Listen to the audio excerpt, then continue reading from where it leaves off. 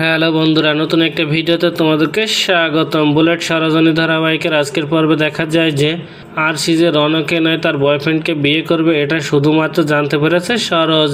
আর এই কথাটা সরোজ রনকে গিয়ে বললে রন সরোজের কোনো কথাই বিশ্বাস করতে চায় না।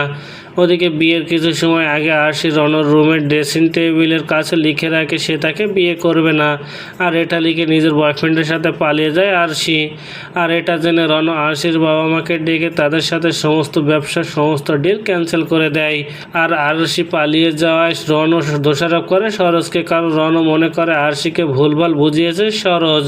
আর তাই সরোজকে নিজের বাড়ির একটা স্টোর রুমে আটকে রাখে আর বলে এই বিয়েতে আমার পরিবারের মান সম্মান জড়িত রয়েছে, আর তাই সরোজকে জোর করে তাকে বিয়ে করার জন্য।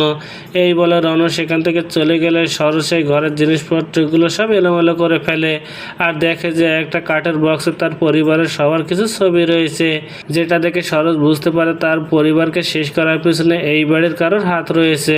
আর এই সব সত্যি জানতে সরোজ মনে মনে সিদ্ধান্ত নেয় সে রাগিনী চ্যাটার্জির ছেলে রনকে বিয়ে করে এই বাড়িতে থেকে এর সব রহস্য সে উদ্ঘাটন করবে। তো বন্ধুরা, কি ঘটতে চলেছে গল্পে এবার জানতে হলে আমাদের সাথেই থাকুন। ধন্যবাদ।